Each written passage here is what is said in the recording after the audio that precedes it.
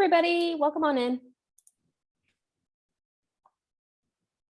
I'm going to give it about 2 minutes just to let everybody join us and settle on in.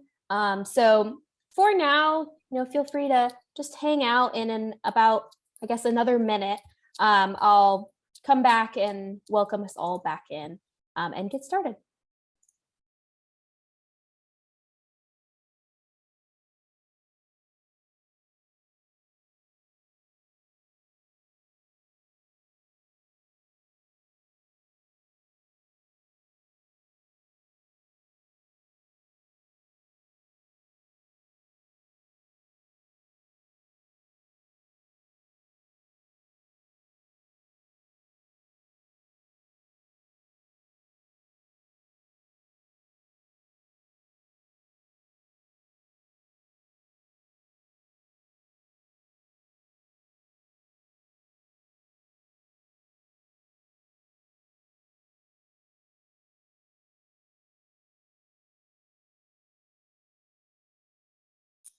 All right, everybody, we're going to go ahead and get started. And to start things off, I wanted to say welcome. And just as a reminder, this event is going to be recorded. So just a heads up, if you don't want your voice or your image recorded, you don't have to turn on your camera. But if you are comfortable with that, we do welcome you to turn on your camera and join us. But again, just a warning out there, we will be recording this. And so first off, I'm going to introduce myself really quick. My name is Madeline, or Maddie, either way, and I am the NSHSS Community Development Coordinator. So if you haven't interacted with me prior, or if you're a new member, I work a lot with students. I host a lot of virtual events. I also manage our leadership groups for high schoolers, college students, and working professionals. So if you're new, welcome. We're happy to have you. And I'm excited to work a little bit more with you. But with us for the event this evening, we've got one of our fellows mentors, Laura. So Laura, would you like to introduce yourself? Yes, hello everybody.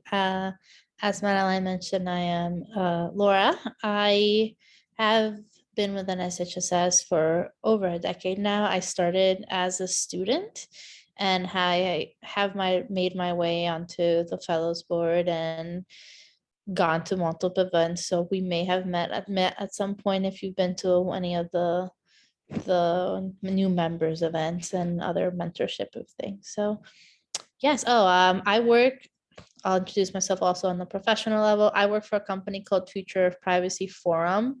We work with privacy policy, and I am the project manager for the youth and education team on that. Awesome. Thank you, Laura. And yeah, if you're not familiar with our leadership programs, Laura is a fellow, and our fellows program is for students who are alumni after high school, who have either graduated from college or they've been working in the professional world for 2 to 3 years, so they have some experience, and they sign up to serve as with our leadership group of alumni to give back to our younger members, to provide mentorship or advice, and generally just help you all succeed. So if you're curious about our leadership groups, you can always reach out to me, but that's what that one is. And to get things started, I want to introduce how this is going to work. So the first about half of this event is going to be a conversation between me and Laura. I'm going to ask her some questions. She's going to answer them, give you all some advice. And then for the second half of the event, if you have any questions that you would like to ask, or if you would like any advice on anything related to, whether it be school or college or your extracurriculars, feel free to ask. But for now, we're going to go ahead and get started with the first portion of the event. And the first question that I want to ask you, Laura, is about mentorship. It's about mentor relationships. So my question would be is, one, how do you gain mentors? And then two, how do you sustain those relationships? That's a very good question. I've shuffled through a couple of different mentors based on kind of where I am and where I was in my life moment. And I gained them very organically, which I know is not the case for a lot of people. Sometimes, people are shy. I've been very lucky to be able to find my mentors in a very like, my mom knows someone and I talked to them and I was like, hi, can you help me, give me guidance through my career? And that's how I've come along it. But it's very much of like a friendship, but on a professional level. I'm a first generation student, so my parents really couldn't give me a lot of advice going into the work field, going into college.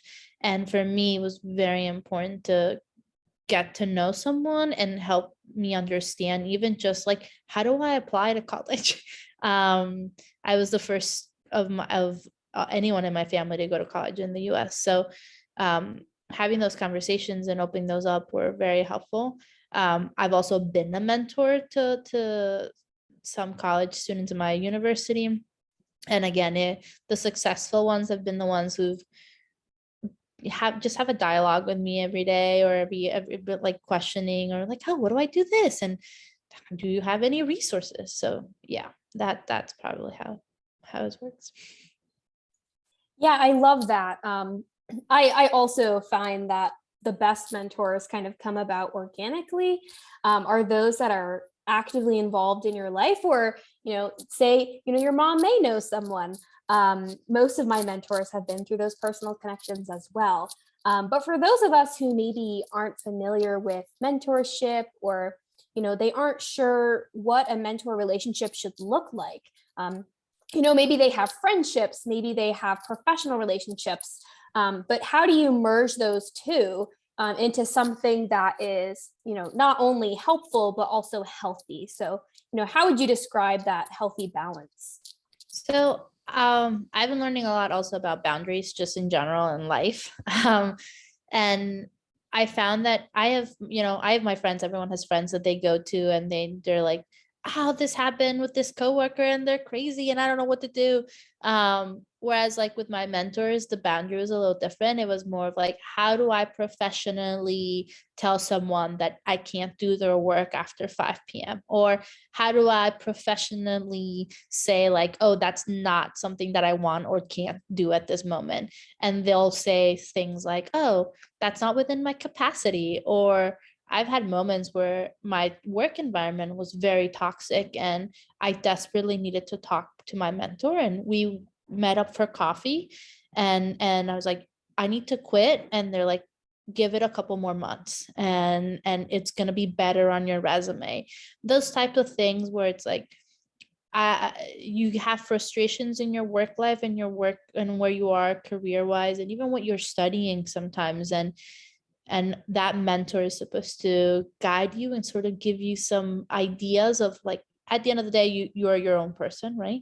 You make your own decisions and you have to live with those. But the mentor is a little different because you're not venting, you're asking advice, and they're willingly giving you that advice for you.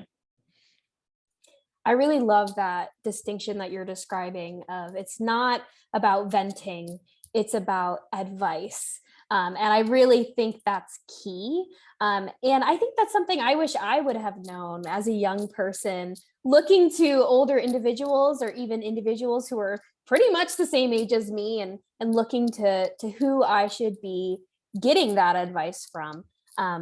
So I think that's a really great way to put it. But in the same lens of, deciding things, figuring out your life, you are in the professional world, you've found your pathway. So I guess a lot of questions that I often get from the students I work with is, how did you decide on either your college pathway or your career pathway? How do you even begin to figure that out? Oof, that I get asked that a lot too. Mainly because I didn't have a conventional path in my career, especially my studies. I went into college thinking I was going to be a psychologist. Full on, I was like, I'm going to be doing research. I love this so much. And it wasn't social enough for me. It was too scientific. I love the science part, but I wasn't engaging enough with the community. So I thought business is where I was going to go. And I sat through one micro class and I dropped it the next day. I was like, this is not for me. My mom was very disappointed. She's a math person. So she's like, what are you doing? So I ended up actually in communications. I studied PR and advertising, but I also minored in Spanish because I'm from a Hispanic background, and that was something that it was important for me. And when I made the decision, oddly enough, this decision to minor in Spanish, I kind of realized that like it's what you truly like that makes it more enjoyable, and that's how I've guided my career. Actually, after I graduated from my bachelor's degree, I thought I was going to go straight into working. I started my own nonprofit, and I was incredibly underprepared. I was like, I don't know how to run a business, and immediately signed up for my same university has a 1-year master's program for an MBA, and I jumped into the opportunity to join it. And because I was passionate about it, and there I was again taking micro and macro and economics when I had dropped that class. But it's that weird path of like, what am I feeling in the moment? What drives me? What gives me passion? I'm actually in the education field right now, but I've gone through different parts of the industry, all because of one point, because I needed a job and assessments was the only thing that I had available. But now I work still in the education part, but more in the policy and privacy policy. And it's all sort of a feeling. I know it sounds really cliche to say, oh, it's just a feeling, but it really, you start to learn to trust yourself and your own instincts. And that's developed a lot through mistakes and asking questions through that college period of time that you have. So that's probably how. I love that. And there are two major points that I really want to stress. One is that pathways are winding. I think that many young people, especially myself, I also was told this, is that you have to have your whole life planned out. When you're deciding your college major, that's going to decide the entire pathway of your life. And to some degree, I mean, there are certain things I can't do. I went to school for psychology, communication, and English, and I wouldn't want to be a neurosurgeon. But, I can move around in many different fields. I started also in the research world, and then I moved my way over to community development. I've done policy work as well. So I have a very similar background to you. And I know many other people who have very similar stories. I know a lot of professionals. I have mentors myself who started in one field, tried it out, wasn't for them. They wanted to change of pace, so they tried something new. And I think that's another thing is we're often told, you don't know what it could be. And so there's this fear of, I don't want to take that jump. I don't want to take that chance because what if I make a mistake? And that kind of gets into the second point that I really want to, emphasize here is that our brains learn the best when we make mistakes.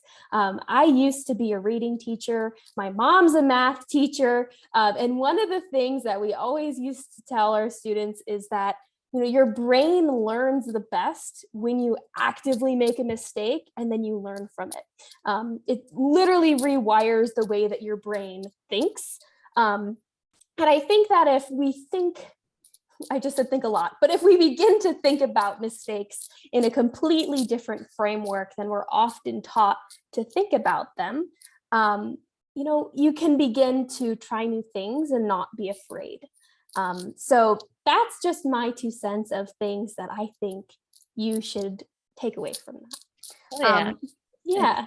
It's also like, I talked about just the career part and the studying part, but like I went into my college with like sports. I used to play hockey to a high level, and you never know when life is going to hit you. And I was struck by life challenges. I got into a sports related injury, and it's really the challenge where you like mentally, I was like, oh, I failed. Like, this is my lifelong dream. I was going to go play for the national team. It was something that I was very excited about. but now I'm failing, like I can't do this. And it really is what you're saying of like, okay, what can I learn from this experience? How can I take those skills that I've learned in sports or in anything that you play, and whether it's, building Legos or drawing, and how can I apply those things into new things and new hobbies?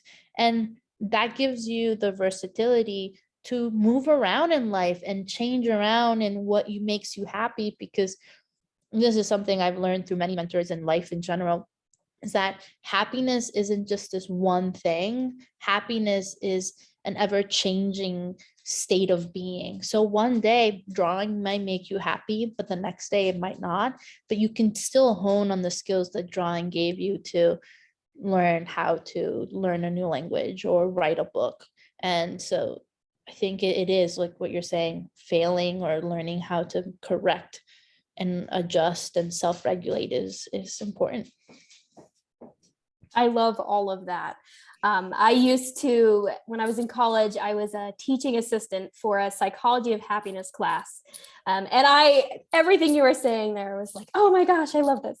But one of the things that really stuck out to me there was this idea of happiness, and what brings you happiness can change. And I'd also say what brings you happiness can be completely different than what brings another person happiness.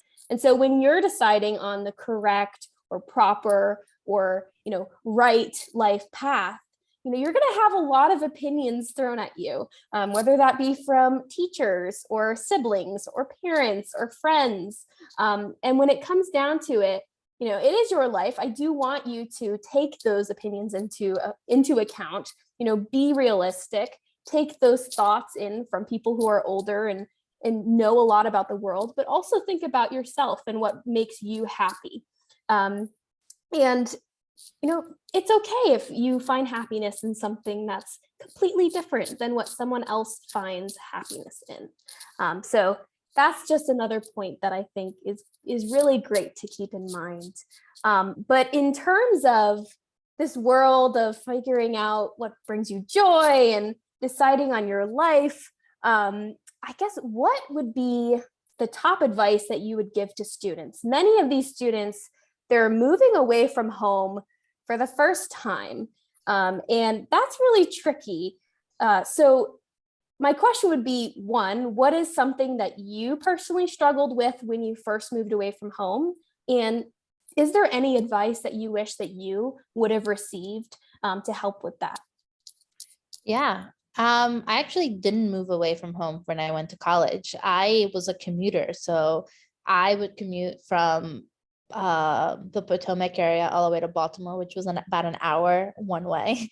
But that was really tough too, because my schedule became very difficult. So I guess to start, just know your limitations. I know this is a lot of self-awareness, which I did not have when I went into college.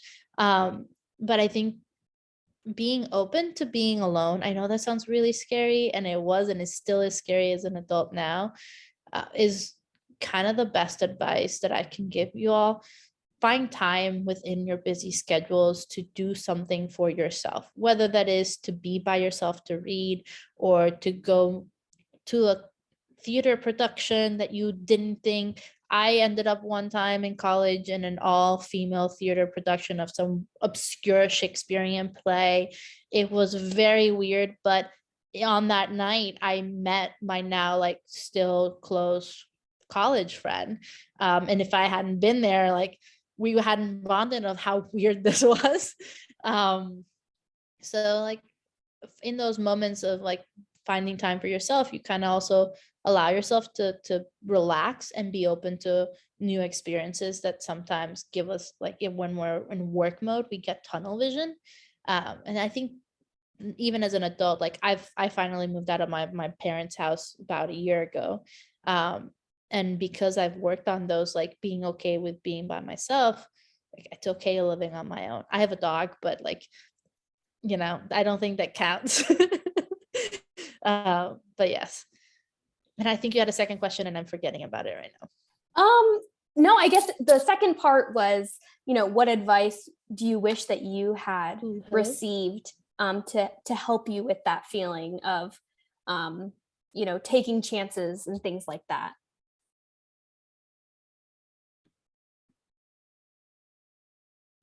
Oh, Laura, I think I may have lost you. Are you there?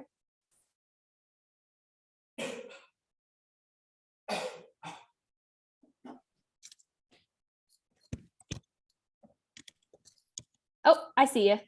There we go. I was about to message you. No worries. Yeah, but my question was just, I think you pretty much answered it, but the second part was, what advice do you wish you would have received when you were in college? I wish someone had convinced me or told me to look at community colleges as an option.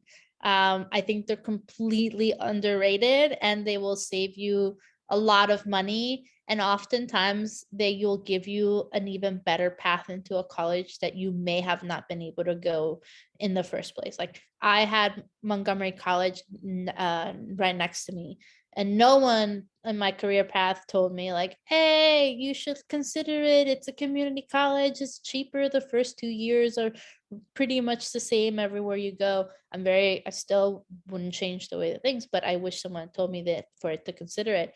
Because I have friends who went down that path and now they're graduated from Georgetown and they've graduated from Maryland because they were on this honors program and got recommendations and opportunities. So just because it's not an Ivy League or a top school doesn't mean it's not a good university or a college or a community college. So look at your options. Sometimes even studying abroad is an option.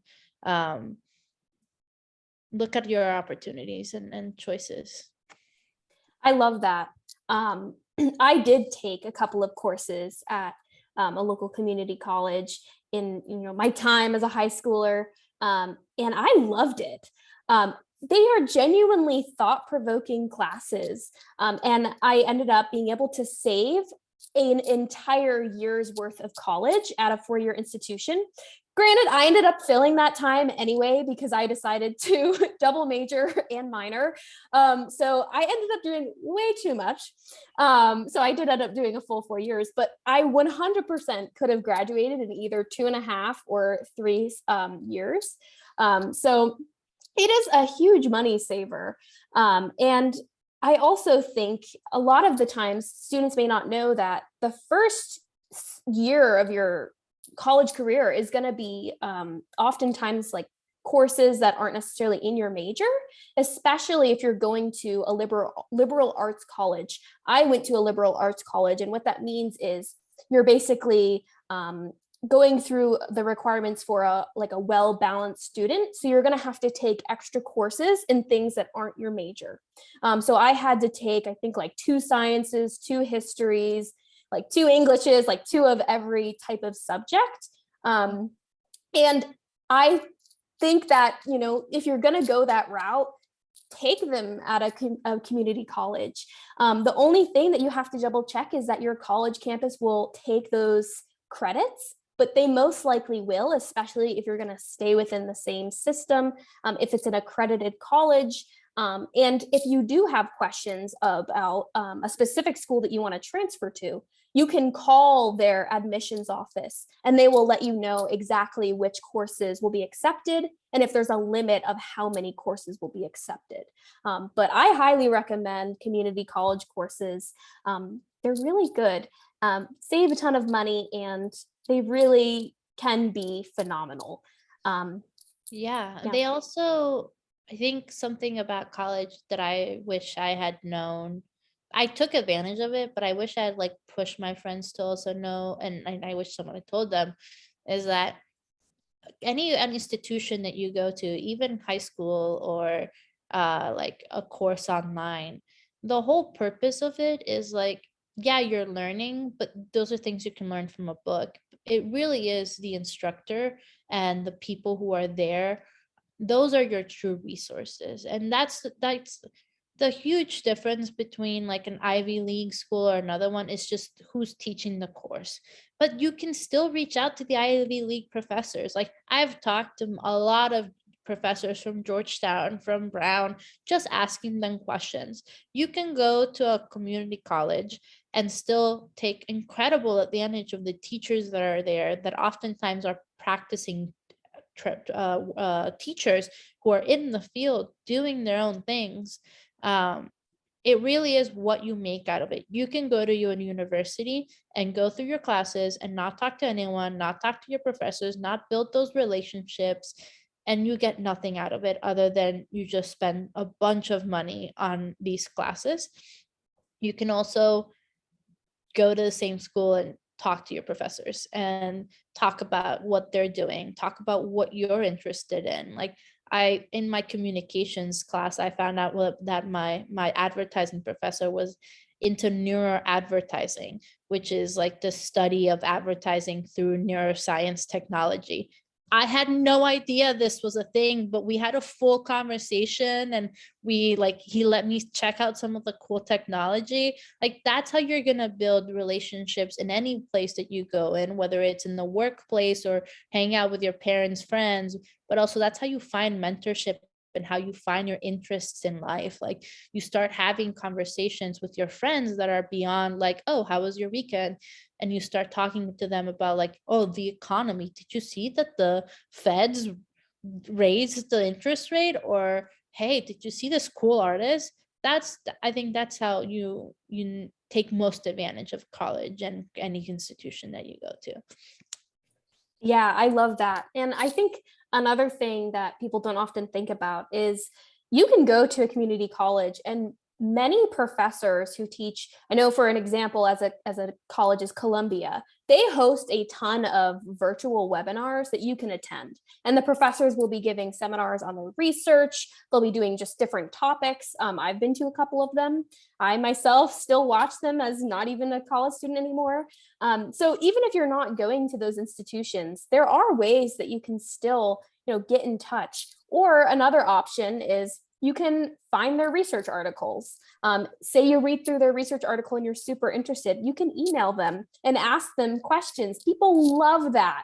Love it. They love that because you're just saying, I love what you wrote and I love what you're researching. And most people in that world love those topics. So they're going to want to talk to you. Most people in all the world. That is something I learned as I was networking, which is a little different from college, but the only way that you're going to get in to talk to anyone and anyone is to start talking to them about themselves. People love to talk about themselves, and that's how you're going to relate. I've had friends like who don't believe me. We've gone to concerts and they would like the meet and greet and they're like struggling, they're shy to meet the artist, and I'll walk up to them and I'm like, I like your shoes, where'd you buy them? And we have a full conversation, and by the end of the night I've brought the artist over, they're taking pictures, and it's all because you kind of learn to take a little bit of that person and connect with it. You find a connection with that person, whether it's shoes or a book, and that's how you're gonna like grow, whether it's with your professors or whatever you want. Mm-hmm. Definitely. I love the idea of personal touches. Just talk to people. Worst case scenario, the person gives you a response and isn't really interested in talking, and you find someone new to talk to. And there's really no harm in that. I think one of the best things that I did also in that realm is I found a professor in my undergraduate university that I wanted to do research with. And I really wanted to do research with her, but I wasn't sure she knew who I was. So I decided to email her and ask just to come to her office hours. And through that conversation, I think we talked for an hour. And we just chatted about her research. I asked questions. We got into talking about our lives, why I was passionate in her research. And by the end of that meeting, she ended up actually inviting me to join her lab. And through that relationship, I ended up becoming the head research assistant of the lab over time. So you never know where one conversation can lead you, and just take a chance, because it really can't hurt you. It is hard though. I admit, like I can speak now very well because I've been doing it for quite some time, but like I was super shy. Like I could not lift my hand in class because I was having anxiety, and I still deal with anxiety, but I think it is, the more you do it, the more you get used to it. I in my college, I took a public speaking course. That was probably my worst nightmare.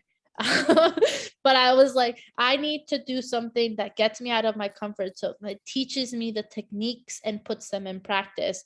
It was the worst and best experience ever because I learned a lot and I'm here and I'm able to use them. But like, I was the only one who final exam, I took a written exam instead of the final presentation because I was like, I can't do another presentation. So it's okay to be shy. It's okay to like not feel comfortable at first, but it's the small interactions, even if it's like sometimes, especially now that we're kind of transitioning out of COVID and networking is starting again. I'll go to events and I'm like, okay, I have to talk to at least one person. And even if it's just like, oh, that was a good speaker, to kind of readjust and remind myself like what it is and what the techniques are, and get used to that, because those are things that you're going to need in life, whether it's your teachers or your classmates, or, most of the jobs I've gotten are through meeting people who are like, oh, I know a job that might work for you if you're looking for a job. And it's only with like simple, like, oh yeah, my name is Laura and I'm currently unemployed, like how do I do this, or like I'm currently working in this but I want to work in this other thing, that you build those relationships. Yeah, I agree completely. And I actually have gotten some questions in the chat. Okay. So I would love to ask you some of the questions. The first question has to do with procrastination. So how do you handle procrastination? Do you have like a favorite organizational system? Sort of how do you tackle that? Procrastination is, I struggle with it. I'm gonna be very honest. I have anxiety and depression, so those are things that I actively have to work on. And procrastination is one of those things where else I can like just stay in bed all day. Um, but I schedule everything. It sounds really weird, but like my alarm clock, I have like things like I wake up. I don't wake up anymore with an alarm because my routine is very built in now. But like I schedule in 10 minutes to clean my room every day. I do it in small increments. So I know some people can sit and do things for an hour, 2 hours. If I'm in my flow state and my groove, I can definitely do that with reading or painting. But for my basic day-to-day stuff, just start small, like schedule 5 minutes to cook yourself a meal, whether that is cereal or toast or a sandwich, or if you want to go full out, make some sushi at home, whatever you want. Start with like 5 minutes of time, scheduled focused time to do one task. And it could be as minimal as like picking up the clothing off your floor, to doing laundry, to reading, like, oh, I want to read 10 pages from this book. And you start building these small habits that like in a year or two from now, you'll look back and you're like, oh wow, I can now read a whole chapter or 2 chapters. And like I couldn't have done that a year ago. Yeah, I work in a very similar way. I like to I think it's called like micro scheduling or Yeah. something along those lines. And when I was in school or first going into school, I ended up utilizing two systems. It was a written planner where when I was in class, I could easily write things down.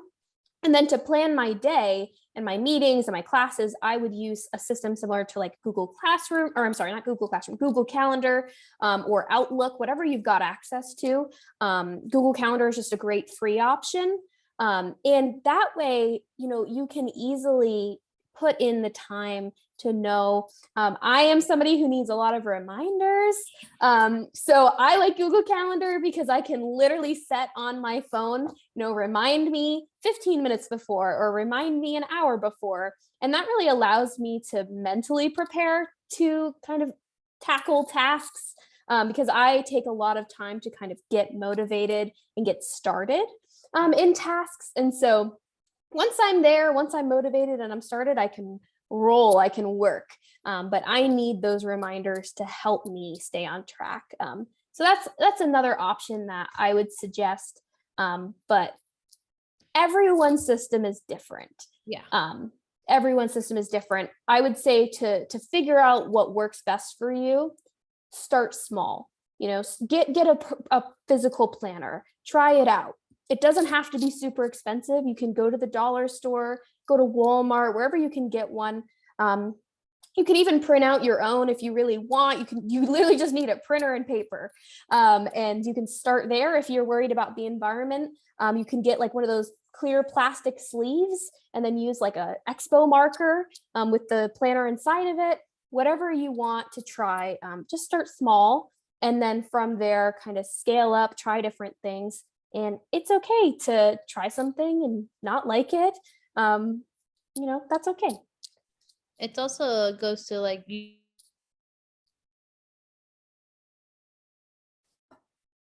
not a morning person, don't force yourself to be a morning person. It's gonna suck. Your day is you're gonna wake up and you're gonna be like, this is miserable. I am a morning person. I know it. I'm like, by 9 p.m. I am tired. I want to be in bed. I am in bed. Sometimes I'll go out with my partner, like last week, to a concert, and it was like 10 p.m. and I was falling asleep in the concert, and I was like, I have to go home. And it's okay for you to be like, I can't do this. This is not for me. I need to change and fit things into your life that A, bring you joy, and B, that work to make your life more efficient. Like, I'm a project manager. I like work every day to make my team and my life more efficient, whether it's through like automating things like emails, having time. I don't know if because he doesn't do videos anymore, but I used to watch this YouTuber. His name was Casey Neistat. And he broke down his work schedule one time, and I used that sort of like as a basis for, I adjusted mine because I needed more sleep than, I think he had like 7 hours of sleep, and I need at least 8 to function like a normal human. But I adjusted that schedule that he said of like morning for reading, morning for work, like no phone after this hour, and it works. So if you know someone, or you know something that works for someone else, use it as your basis to build out what works for you. Mm-hmm. I love that.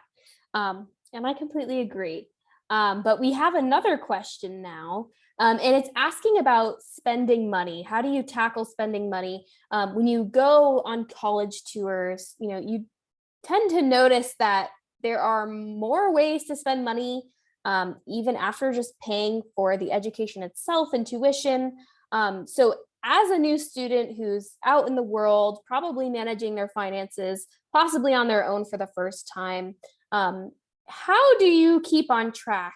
Is there, a type of app or a way to track your spending, or just generally, what advice would you give in the world of finances for young students? Finances are tricky. I have yet to figure them out to myself. I'm working on it though. I use a lot of apps. I use Mint, and it kind of works very well because you can put in all your information, and also you can go online and you're going to get bombarded by things of like this template and you need to track these. Again, this goes back to like, you got to start learning what you need out of yourself. So if you're going to start budgeting for things of like, okay, this is how much I have in total to spend. So start there. This is how much I have, and then start taking away the things that you have to pay, whether that is you own a car and you have car insurance and car payments. Okay, start deducting those. And then health insurance. Okay, now I have that. Do I have student loans that I'm already paying back? Start doing those. And then whatever is left over, you need to take, in my opinion, about 10% of that in savings. And if you can't, then do some of it, but ideally 10% in savings. And whatever is left of that, that is what you can spend in entertainment, in travel, whatever it is. Do certainly have some of that money for that, or else you're going to go insane if you deprive yourself from a movie. But there's always options for you out there. Like, I love going to the movies, but the movies are very expensive. So I found that AMC on Tuesdays, they do $5 movie tickets. So I only go to the movies on Tuesday when I know that I can pay $5 for the same ticket that would cost me $20 to pay. There's small things that you can do in your day-to-day to budget for things that still allow you the luxuries that you want in life without paying the high price. Like, I go thrifting a lot. I have work clothes. I work with lawyers, so I have to always dress professionally. But a suit, like a good suit, could cost from $500 to $1,000. I don't have that type of money to luxury to spend on that. And even if I did, that's a lot of money. So I go to a thrift store. I buy a suit that's bigger than me. I go to a tailor. I get it tailored. And now I have a suit that looks like it's tailored for me and it cost me $100. You just got to find a way to take the total that you have, deduct all the things that you have to pay, like your bills, and then whatever is left over, you chunk that to saving, and then you do the rest and accommodate for how you have to spend that rest. Yeah, I completely agree. And if you're worried about tracking it, it can be as simple as an Excel spreadsheet. Just create an Excel spreadsheet of what you think you're going to spend through the month, what definite costs you have, add up the total, and then you can figure out how much money you need to have every month. I know it can be hard also with, working in college, getting income in college. So do you have any advice for, sources of earning money during college or how to balance that? I know that my working at if you live on campus, working on the campus is probably the best way for you to make money while you're working there. I find that it depends on who you are, right? If you're more outgoing and you're willing to work a little bit more, the best job on campus will probably be with events. The events people, you get to go to all the events for free. You get to be part of the events, to coordinate the events. So you're already building on your resume on things that you can do. But also, that's a job that requires a lot of work and a lot of time. Sometimes you won't be able to go out on your weekend and enjoy the game with your friends because you're working the game. But there's other jobs that if you prefer something more quiet, you can work at the library or be a student, a desk assistant. So it depends on who you are and what you do. Besides that, there's always your typical barista, like bookshop, depending on where you live. I think the best one though is like find something that you're passionate about and then you can sell it online. I know that sounds so simple, so silly, but like if you're really good at making like Excel, you've built yourself an Excel template and it works for you. There is 5,000 people out in the universe who need a template to start off. So you can build this template for yourself, put it on Etsy and start selling the template out on Etsy. There's so many little things. You just got to find what's passionate and what you're good at. Like maybe your hobby is to crochet. Well, now you have time to crochet when you're like at home watching TV and now you can sell those things. That I think that it depends on what type of person you want to be and how you want to do it. Yeah, I totally agree. And it is dependent on the person. It also depends on your living situation. Are you on campus? Are you off campus? But I would also put out there, don't forget about opportunities like being a resident assistant or being a research assistant or a teaching assistant. Many colleges will pay for those positions. You can get jobs where you're either helping teach courses or you're helping work in a research lab, or you're an RA, which is a student who lives in the dorms and helps manage the building. So you're there as a resource to other students.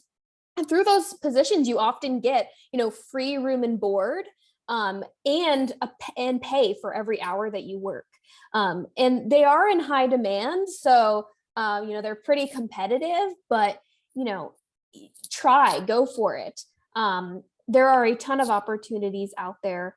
And, also consider sometimes being a part-time student, that's okay too. If you're in a financial situation where you genuinely are going to struggle working or attending college as a full-time student, it is more than okay to be a part-time student and work full-time or part-time to be able to make ends meet.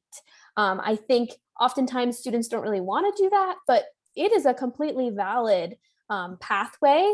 I know many people who, friends of mine from, back when I was in high school and in college, who were part-time because it made more sense for them financially. So that's just another suggestion that I would make. Yeah. Awesome. So we've got about 15 more minutes. We got a couple more questions, but just to let everybody know, we got about 15 more minutes. So if you do have a question, make sure to put it in the chat. But our next question is, how did you know which universities to apply to? Did you research the campus or the university based on the major, or did you use some type of social media platform like Reddit? Like, how do you decide? I wanted to leave my house. Ironically, I did not, but I looked for universities that gave me that luxury, that were also within my budget. I ended up applying to 8. I also went to Churchill, which is a very competitive academic school, public high school. And we were required to, well, not required, but very highly encouraged to apply to at least 8 schools. I know that that's not a luxury that everyone has. Because college applications are expensive. But I focused on schools that were small. For me, I knew that I did not want to be one of 1,000. So I looked specifically at colleges that were smaller. I applied to colleges where the whole total school population was about 1,500 students, and I think the largest one I applied to was Scranton, but I liked that it was in a smaller town. I ended up picking Loyola because of the opportunity to travel. I think back then it was about 90% of the students ended up going abroad. Again, happenstance of life. I did go abroad, but not through Loyola. Like, life happens and things happen and you just move around. But again, know yourself. I know that sounds really weird to say, but like, I knew that I wanted something small. I went to Catholic. I got accepted to Catholic, and I went there and they put me in overflow room, and I was like, this is not for me. This is exactly what I did not want to do. So it really comes down to, like, what do you want? I wrote a list. What do I want? Do I want to be able to talk to my professors, or do I want to, like, be more difficult for me to reach them? Is it food? I find, so I watch a lot of documentaries and do a lot of research. That's just who I am. I found that a lot of the universities that tend to spend more on food and extracurriculars don't have the same amount of funding for academic opportunities. So yes, you may go to a university, like I went to Scranton and they had the best cafeteria, but then I realistically was like, okay, how many times am I going to go into this and just spend my entire day in a cafeteria? What does the academics look like? And it wasn't up to the par that I wanted the academics to be. So I went to a university that didn't have meal plans. They were like, good luck. It really depends on what you want out of your experience. Maybe you want sports. Like, I did not have the sports experience at Loyola. We don't have a football team. Our biggest team is our lacrosse team. Our top basketball team sucks, but maybe that's important for you. And maybe you want to go to a Big Ten school. Do a list. What do you want? What don't you want? It's like, if it's like dating or finding a partner in life, like, or a job, like, you're just going to have to do a list and be like, I like this. I don't want this. This is a hard no. No, I love that, the idea of lists, because it also falls into that line of thought of not everybody finds joy and happiness in the same things, and not everyone is going to want the same thing out of their college or university. I think that this idea of the size of the campus, for you, that was really important. For me, it was also important.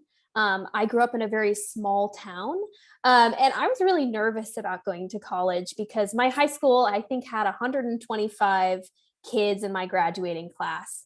And I knew that I was coming from a very small pond into a much larger lake. And I was really worried about that. So I also looked at the size, but also consider the area that your college campus is in. Think into the future. One of the things I wish that I had considered was, where do I want to live in the future? Because I made so many contacts in, upstate New York, in the country.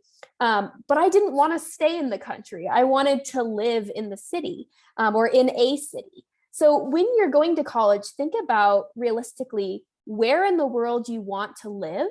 And that's just one thing that I wish that I had thought of, because while yes, you can use those contacts to then find things in other places, and that can help you, and you're still gaining experience. It is much easier to stay in one place and use those contacts to continue to thrive than to move to somewhere entirely new and begin again, especially as a recently graduated student or a young professional. So do think about long-term as well as short-term and try to find that balance. Yeah, But the that's just one thing. opportunities. Yeah, and Mhm. opportunities, just like Madeline's saying, like on your list, feel free to not just like what are good and bad things that I want in my living, but like what opportunities does this university have for me that I can take advantage of, whether that is a sports team or the debate team or whatever it is. Yeah, definitely. Um, for our next question, we have a question about college essays. The question is, what is a good college essay? When you're thinking about college essay, maybe one that you wrote or others that you've read, what makes one stand out? Oh, anything in general that stands out is something that it's not a template. You're more inclined, and I know that sounds so silly, because when we are writing things, all we do, like even to this day, all I do is go online and look for a template, even for a cover letter. But template is just your basis, right? You want to add your personality to it. I wrote my college essay on a experience that I had for studying abroad for the summer before I went to college. And that's what I wrote it on.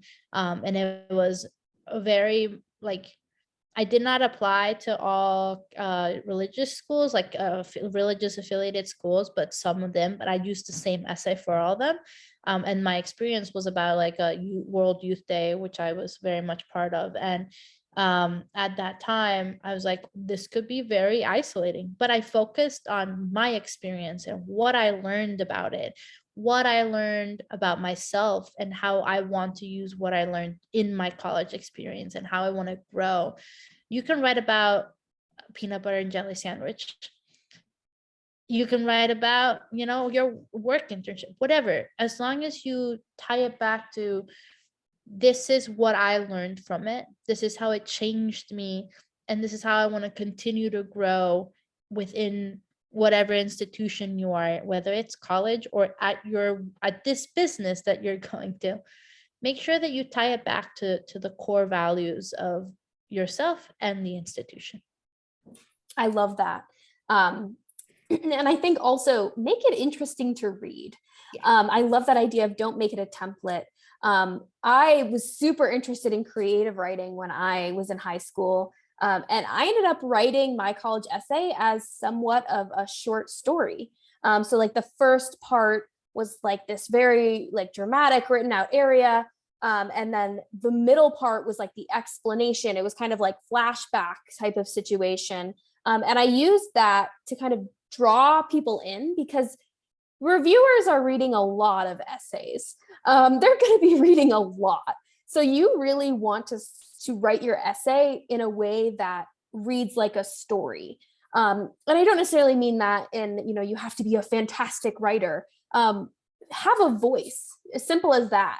Just have a voice in your writing, be yourself, and don't make it boring, because you want them to know you. Set yourself aside. I know some other students who've also given advice, give them, one point in your essay to make them think of you. Like, who do you want to be in that essay?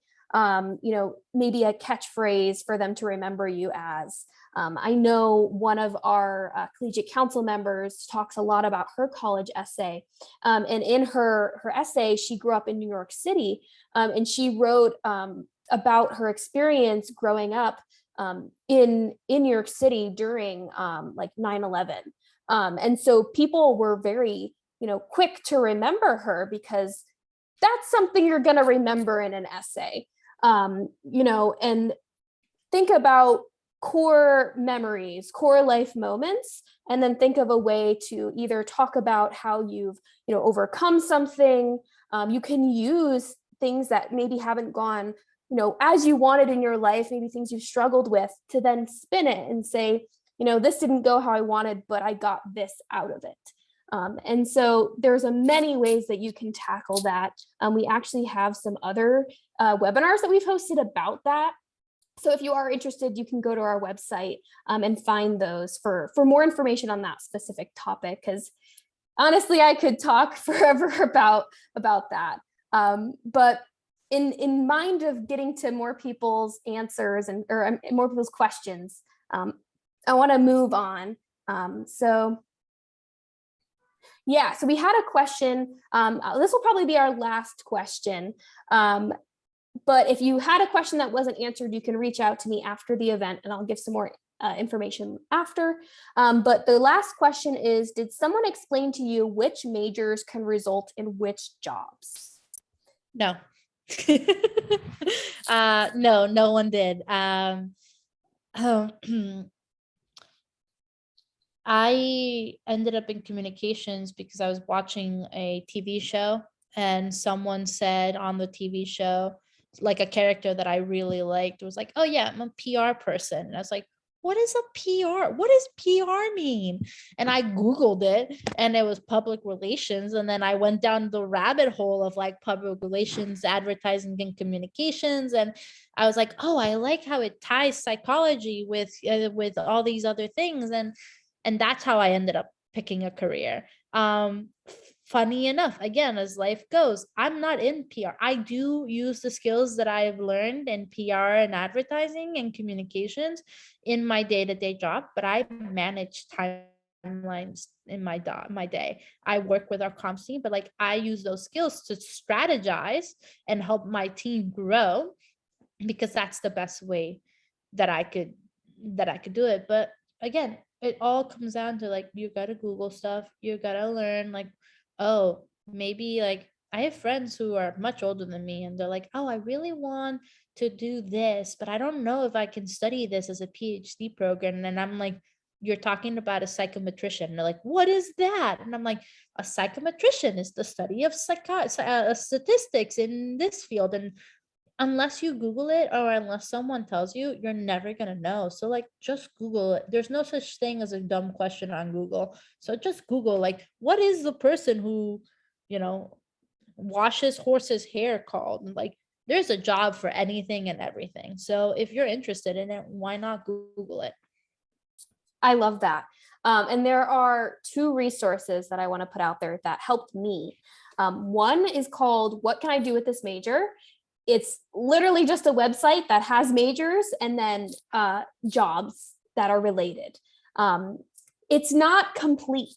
And I would also say it's not strict. You can move between different fields. I know many people who studied in one field and ended up in a completely different one. So those are more to be a guideline. And the other resource is called ONET.